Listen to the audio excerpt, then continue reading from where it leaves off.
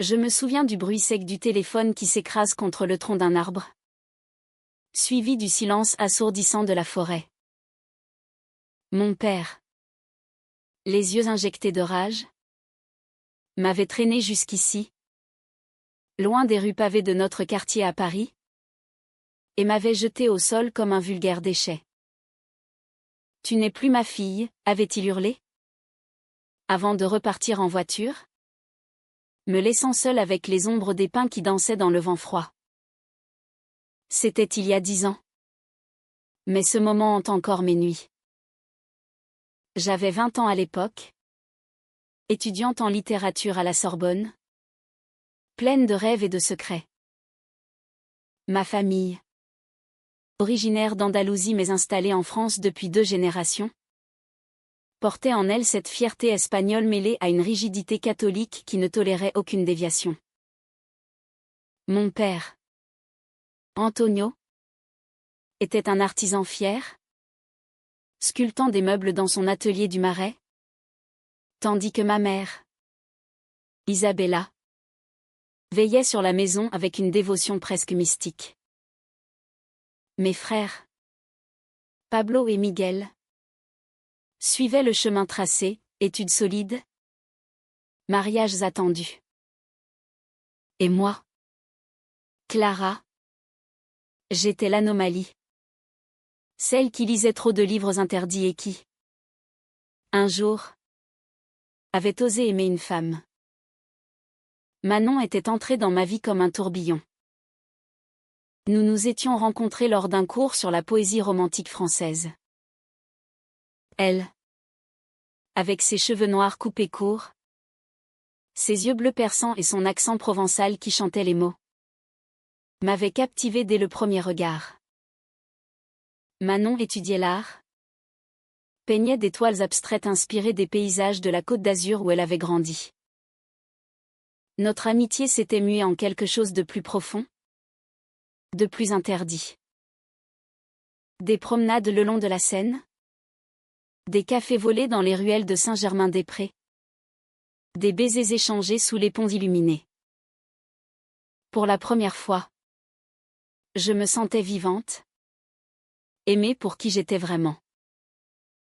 Mais les secrets ont une façon de se révéler au pire moment.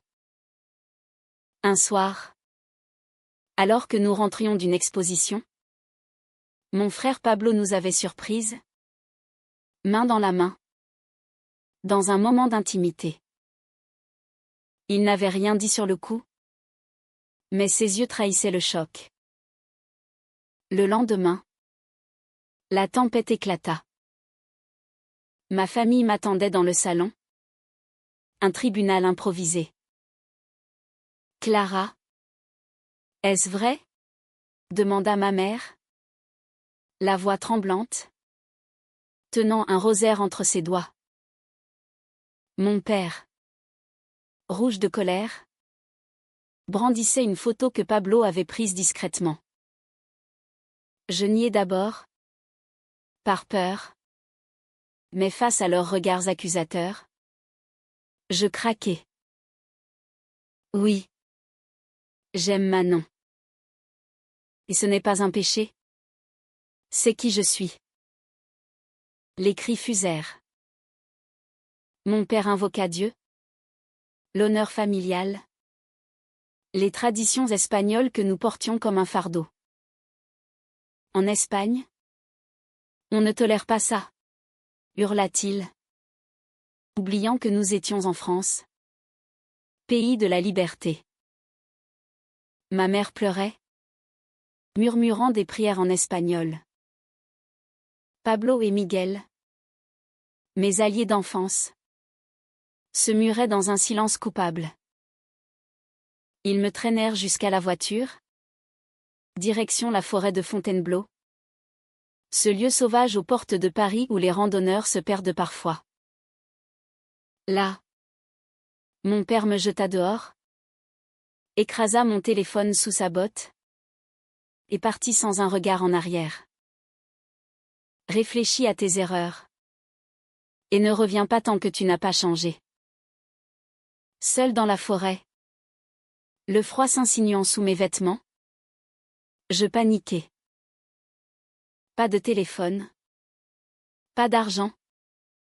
Juste les étoiles au-dessus et les bruits nocturnes qui amplifiaient ma terreur. Je marchais des heures. Les pieds en sang. Jusqu'à une route où un camionneur bienveillant me ramena à Paris. Manon m'attendait chez elle. Affolée par mes appels manqués. Elle me serra dans ses bras.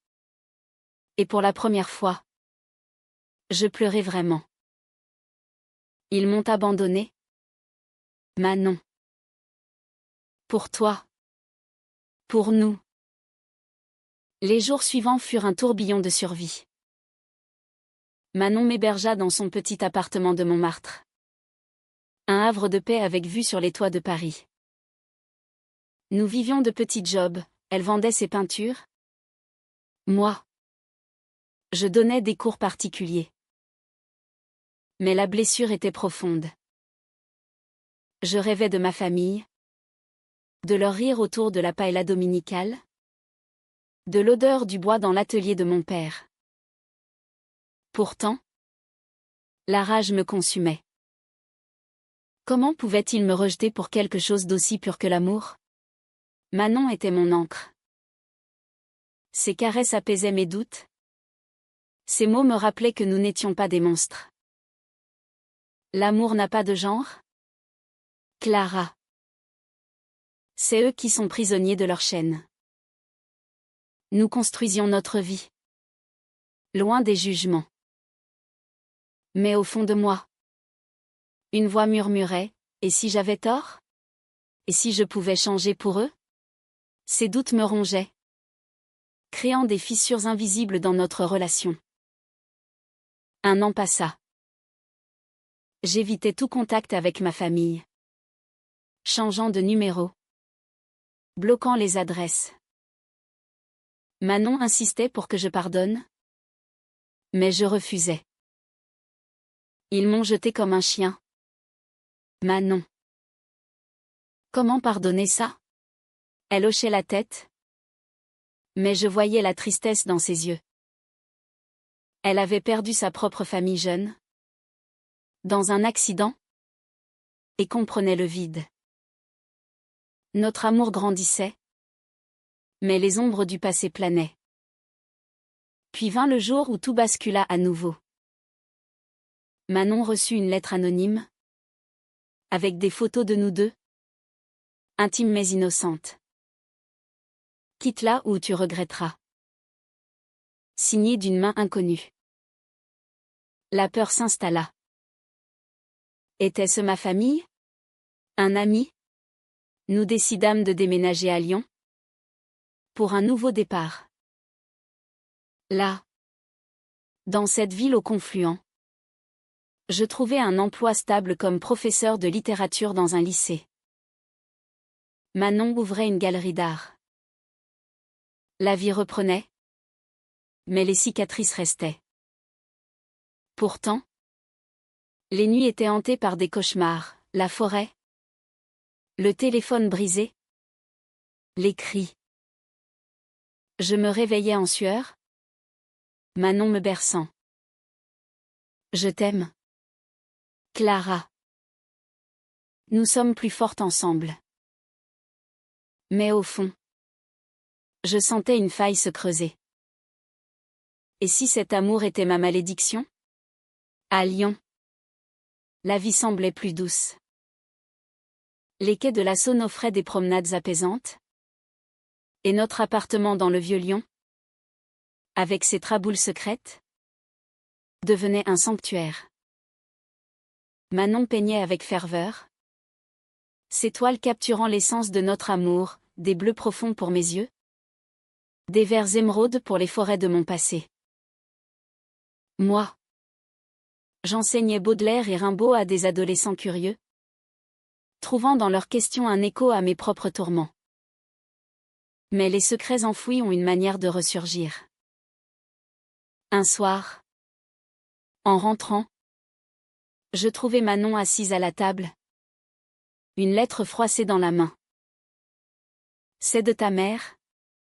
Clara. Elle a trouvé notre adresse via une ancienne amie. Mon cœur se serra. Je lus les mots tremblants. Ma fille. Nous regrettons.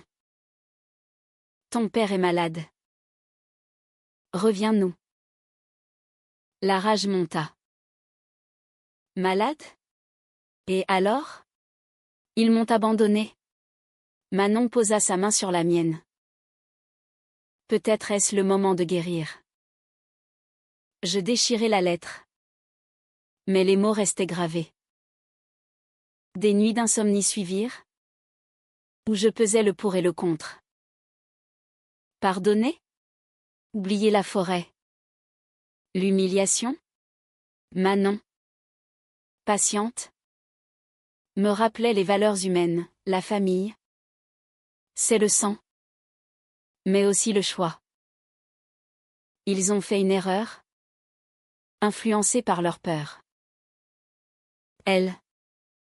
Orpheline. Enviait mes liens brisés. Mais moi. Je voyais la trahison. Puis vint la révélation qui ébranla tout. En fouillant dans les affaires de Manon par jalousie absurde, car elle recevait des appels mystérieux, je découvris des lettres. Des échanges avec Pablo. Mon frère. Aide-nous à la retrouver. Nous voulons nous excuser. Manon avait répondu, donnant des nouvelles discrètes. La trahison me frappa comme un coup de poignard. Tu leur parlais dans mon dos, hurlai-je. Elle pleura. Je pensais que c'était pour ton bien. Clara. Il s'inquiète. Ton père a un cancer. Le monde s'effondra. Manon. Ma confidente. M'avait menti. Comment as-tu pu? Après tout ce qu'ils m'ont fait. Elle s'agenouilla. Parce que je t'aime. Et je vois ta souffrance.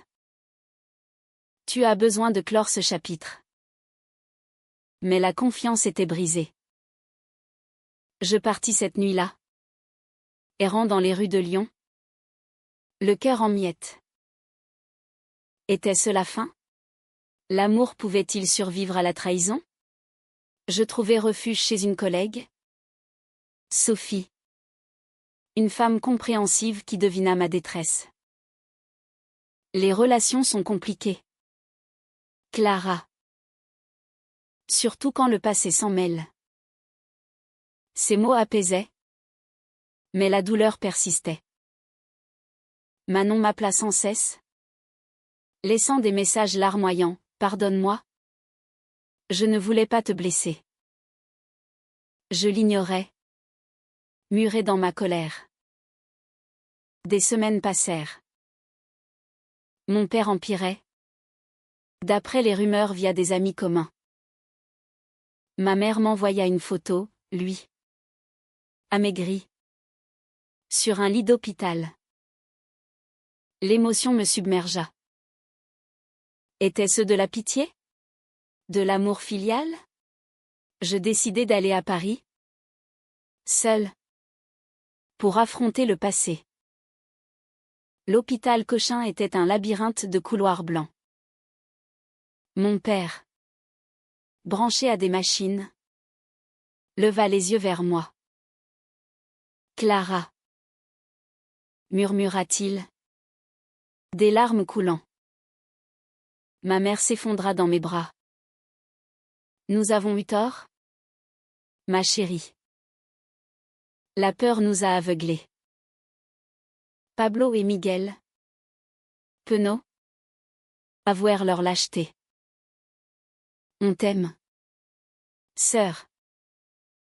Mais au milieu des excuses, une question brûlait, et Manon? Il l'ignorait encore. Je rentrai à Lyon. Confuse. Manon m'attendait à la gare. Fleur en main. Je suis désolée. J'ai agi par amour. Nous parlâmes des heures. déversant nos peurs. Elle révéla son propre secret, une enfance marquée par l'abandon, la rendant obsédée par la réconciliation. Je ne voulais pas que tu perdes ta famille comme j'ai perdu la mienne. La compréhension naquit. Notre amour, forgé dans le feu, en sortit renforcé. Mais un nouveau conflit surgit, ma famille voulait me voir. Sans Manon. Viens seule. Pour commencer. Dit ma mère. Je refusai. C'est elle ou rien. Le dilemme me déchirait, choisir l'amour ou le sang. Finalement, je les invitai à Lyon. La rencontre fut tendue. Mon père, affaibli mais déterminé, arriva avec les autres. Face à Manon, le silence pesait. C'est elle qui m'a sauvé, dis-je. Ma mère, les yeux baissés, murmura, nous avons péché contre l'amour. Lentement, les barrières tombèrent. Pablo serra la main de Manon. Merci d'avoir veillé sur elle.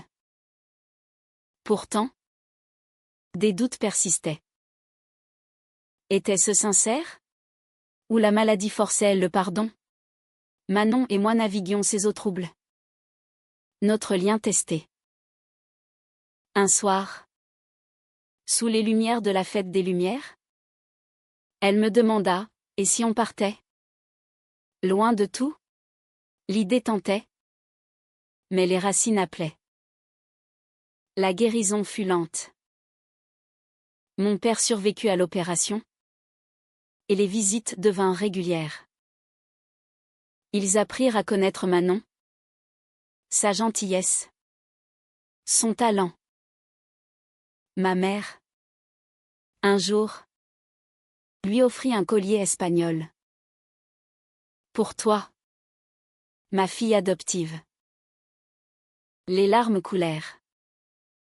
Mais un secret plus sombre émergea. Pablo avoua, c'était lui qui avait envoyé la lettre anonyme à Lyon. Par jalousie et peur. Je regrette. Clara. La fureur revint. Tu as failli détruire notre vie. Manon, sage, intervint, le pardon est un choix. Je luttai. Mais choisis la paix. Ainsi, notre histoire se tissait. Entre joie et douleur. Les mois suivants furent un mélange d'espoir et de tourment. Mon père se remettait lentement. Et les dîners familiaux reprenaient. Cette fois inclusifs. À Paris, autour d'une table garnie de tapas espagnols et de vin français, nous rions prudemment. Manon charmait tous avec ses anecdotes d'artiste. Vos toiles sont magnifiques, dit ma mère, touchant une peinture que Manon avait offerte. Pourtant, sous la surface, les tensions bouillonnaient. Un jour, Miguel, le plus jeune, craqua. Clara, comment as-tu pu nous imposer ça? L'honneur familial. Les vieux préjugés ressurgissaient. Je me levai, tremblante. L'honneur? C'est rejeter sa fille dans une forêt? Le silence tomba. Mon père intervint, assez. Nous avons changé. Mais les mots blessaient. Manon, blessée, murmura, peut-être suis-je de trop. De retour à Lyon, la crise éclata. Ta famille ne m'acceptera jamais vraiment. Clara. Pleura-t-elle. Je la serrai. Si. Ils le feront. Donne-leur du temps. Mais au fond, Je doutais. Était-ce une illusion? Notre amour? Si fort. Pouvait-il survivre à ces ombres? Puis vint l'inattendu.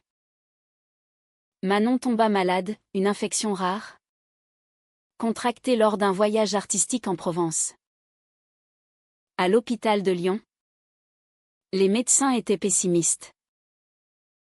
Elle a besoin d'un traitement expérimental, coûteux. Mon monde s'écroula.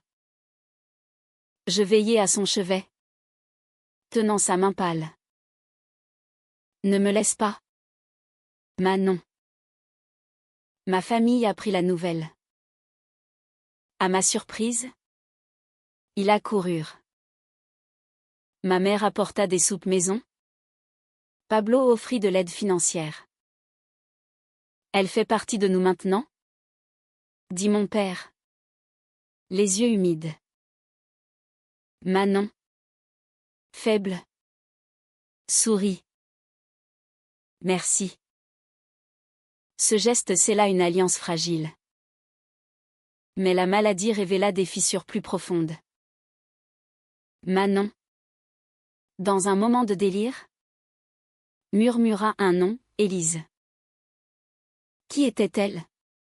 Je fouillai ses affaires. Trouvant de vieilles lettres d'amour d'une ex, datant d'avant moi.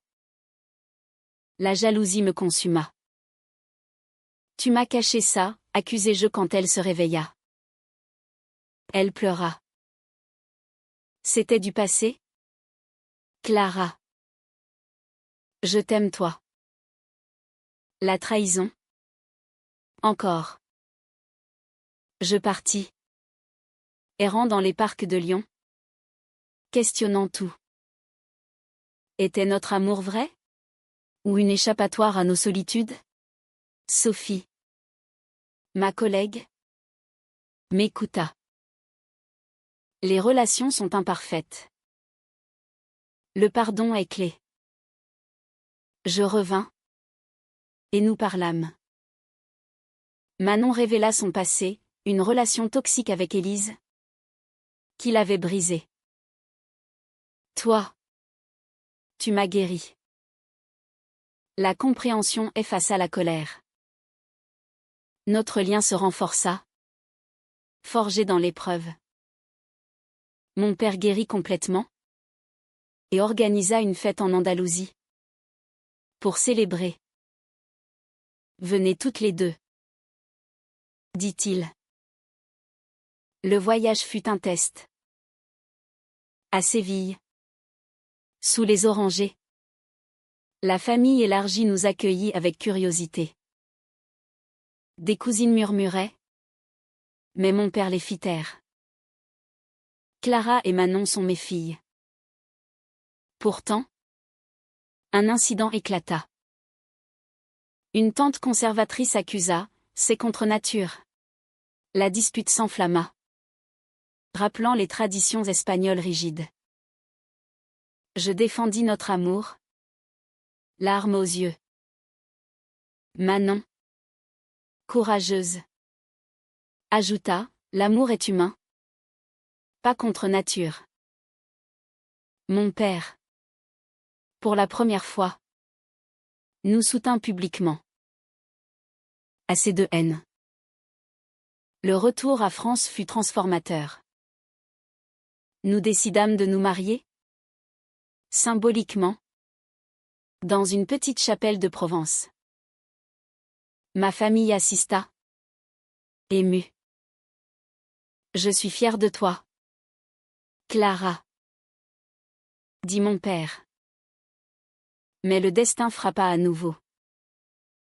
Manon, remise, reçut une offre d'exposition à New York. C'est mon rêve. Mais sans toi. Le dilemme, rester ou partir? Je l'encourageai. Vas-y. Notre amour survivra à la distance. Elle partit. Et la solitude m'envahit. Les appels nocturnes maintenaient le lien, mais les doutes grandissaient. Et si elle rencontrait quelqu'un? Ma famille, sentant ma détresse, me soutint. L'amour vrai endure, dit ma mère. Des mois passèrent. Manon revint triomphante, mais changée. New York m'a ouvert les yeux. Je veux plus. Mon cœur se brisa. Était-ce la fin? Nous disputâmes, ambition vs. Relation. Je t'aime. Mais je dois vivre mes rêves. Dit-elle. Le choc fut immense. Je me réfugiai chez mes parents. Pour la première fois depuis des années. Ils m'écoutèrent. Sans jugement. Parfois. L'amour évolue. Murmura mon père. Manon et moi nous séparâmes. D'un commun accord. Larmes aux yeux. Tu seras toujours dans mon cœur. Dit-elle. La douleur était vive. Mais libératrice. Seule. Je reconstruisis. J'écrivis un roman sur notre histoire. Cathartique. Ma famille devint mon pilier. Les années filèrent comme les feuilles d'automne. 5 ans après la séparation. J'avais 35 ans. Professeur titulaire à l'Université de Lyon. Auteur d'un best-seller sur l'identité et l'amour. Mon livre, Ombre de la forêt, racontait notre saga. Anonymisé. Touchant des milliers.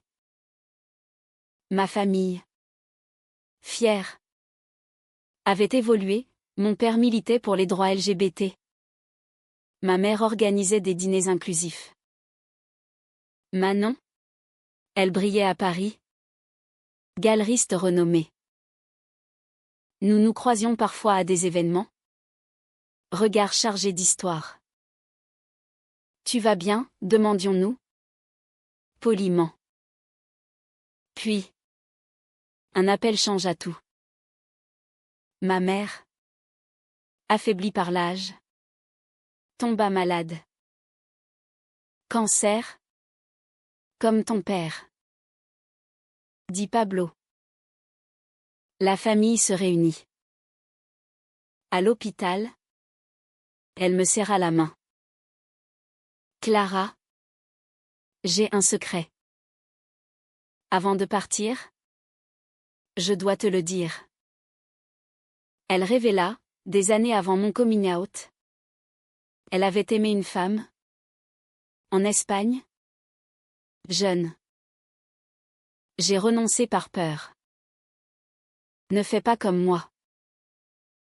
Le choc, ma mère, gardienne des traditions, avait caché son propre tourment.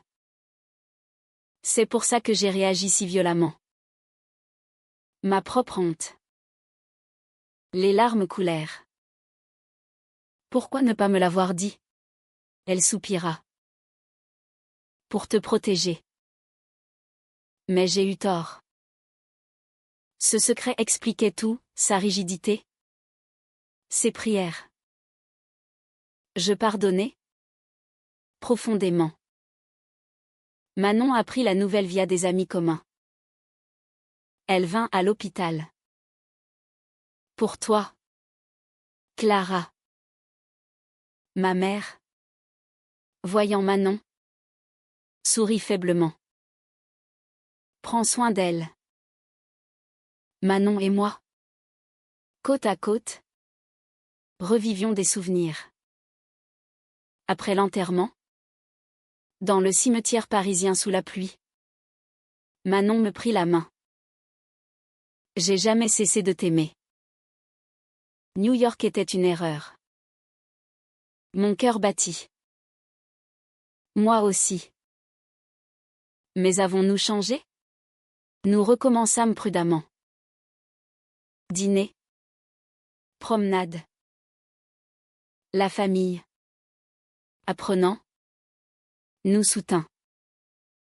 L'amour mérite une seconde chance, dit mon père. Mais un nouveau conflit surgit. Manon avait une fille adoptive, Lila, de 5 ans, adoptée pendant son absence. Je ne te l'ai pas dit par peur. Le choc, une enfant? Pourquoi cacher? Accusai-je. Elle pleura. Je craignais que tu refuses. Le dilemme, accepter cette famille instantanée? Lila, aux yeux bleus comme Manon, me charma. T'es la copine de maman, demanda-t-elle innocemment. Mon cœur fondit. Pourtant, des peurs ressurgissaient. Étais-je prête pour la maternité? Ma famille conseilla, l'amour grandit avec les défis. Nous emménageâmes ensemble à Paris, près de la Seine. Lila devint ma joie. Mais les ombres persistaient, des amis conservateurs jugeaient. Deux mamans? Scandaleux.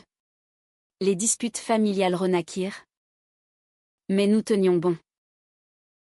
Un autre inattendu, mon père, veuf, révéla son propre secret.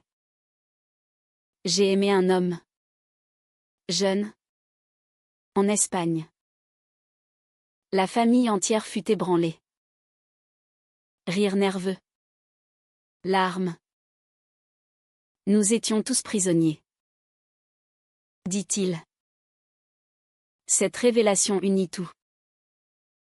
Nous organisâmes un voyage en Andalousie. Pour honorer les racines. Là. Sous le soleil de Grenade. Nous célébrâmes un mariage symbolique pour Manon et moi. Avec Lila comme demoiselle d'honneur. La vie coulait. Riche en émotions. 10 ans après la forêt. La vie avait bouclé la boucle. À 40 ans. Je regardais en arrière avec une sagesse acquise. Manon et moi. Mariés légalement en France. Élevions Lila. Maintenant 15 ans. Une ado rebelle mais aimante. Notre maison à Montmartre résonnait de rire. De disputes. De vie. Ma famille. Transformée. Nous visitait souvent. Mon père. Octogénaire. Racontait des histoires d'Espagne. Teinté d'humour sur ses propres secrets. Pablo et Miguel. Pères de famille. Apprenaient la tolérance à leurs enfants. Pourtant. Un dernier conflit émergea. Lila. Découvrant mon livre. Questionna, pourquoi mamie t'a jeté dans la forêt? La vérité sortit. Brutale. Elle s'emporta contre la famille. C'est horrible. Manon et moi calmâmes, le pardon guérit. Lila. Influencée. Révéla son propre secret, elle aimait une fille à l'école. Le cercle se fermait. Nous la soutînmes. Sans jugement. Sois toi-même. Ma chérie. Dit Manon. La famille. Apprenant. Réagit avec sagesse. Mon père serra Lila. Ne fais pas nos erreurs. Le climax vint lors d'une réunion familiale.